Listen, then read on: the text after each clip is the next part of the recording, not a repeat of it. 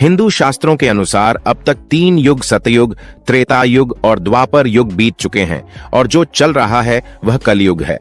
पुराणों के अनुसार कलयुग के साथ ही दुनिया समाप्त हो जाएगी। कलयुग में धरती पर अन्य युगों से ज्यादा अधर्म और पाप बढ़ता जाएगा। शास्त्रों में बताया गया है कि भविष्य में धरती पर कलयुग इससे भी ज्यादा भयंकर होगा। विष्णु जी के अनुसार कलयुग ग्रंथों में कलयुग से जुड़े एक कथा का वर्णन किया गया है, जिसके अनुसार एक दिन किसी ने भगवान विष्णु से पूछा कि प्रभु, अभी द्वापर युग चल रहा है और कालखंड के चक्र के अनुसार इसके बाद कलयुग आने वाला है, लेकिन मनुष्य उस नए युग को पहचानेंगे कैसे? तब विष्णु जी ने कहा, जब दुनिया में पाप बढ़ जाएगा तब समझ लेना कि कलयुग शुरू हो चुका है। कलयुग की शुरुआत स्त्री के केशों से होगी। अभी जिन केशों को स्त्री का आभूषण माना जाता है, उन्हीं केशों को कलयुग की स्त्रियां कटवाना शुरू कर देगी। उसके बाद सभी स्त्री पुरुष सुंदर दिखने के लिए अपने बालों को रंगना शुरू कर देंगे और फिर कलयुग में किसी के भी बाल लंबे और काले नहीं दिखाई देंगे। इसके बाद जिस दिन पुत्र पिता पर हाथ उठा देगा, उस दिन समझ लेना कि कलयुग शुरू हो चुका है। इतना ही नहीं, जब हर घर में कलह क्लेश होने लगेगा, कोई आपस में मिलकर नहीं रहना चाहेंगे, लोग अपने ही घर में अपनों को मारने लगेंगे, तो समझ लेना कि कलयुग अपने चरम पर पहुंच चुका है।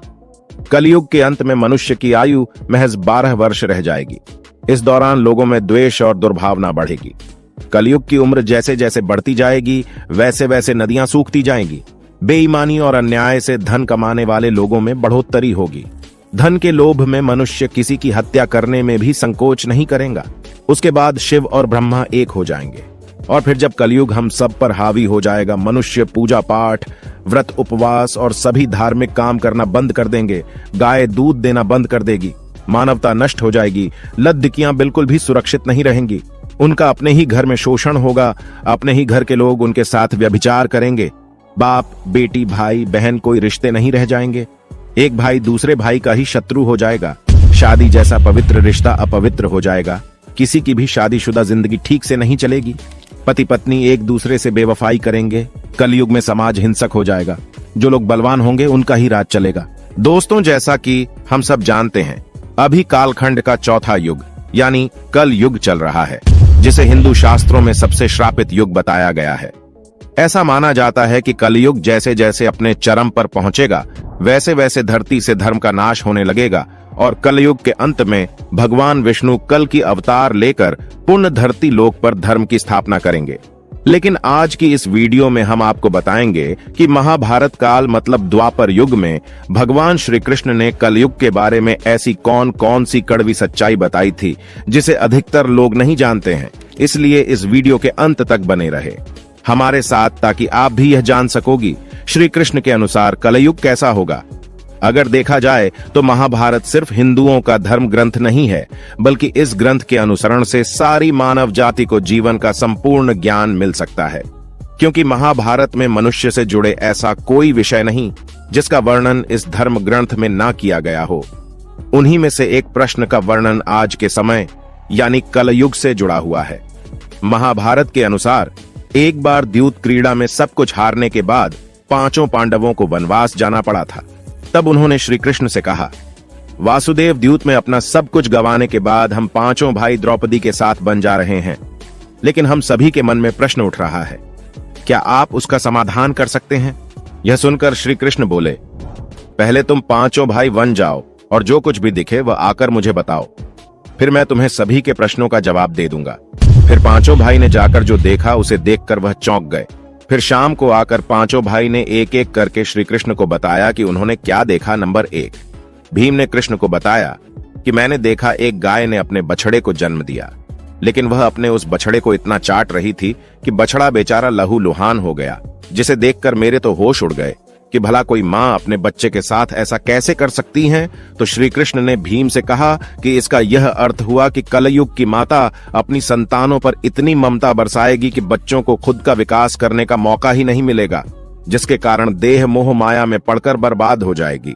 और जब किसी का बेटा घर छोड़कर साधु बनेगा तो हजारों व्यक्ति दर्शन करेंगे, लेकिन किसी का अपना बेटा साधु बनेगा तो वो रोएगी, मेरे बेटे का क्या होगा। इतनी ममता होगी कि उसे मोह माया और परिवार में ही बांध कर रखेंगे और उसका जीवन खत्म हो जाएगा।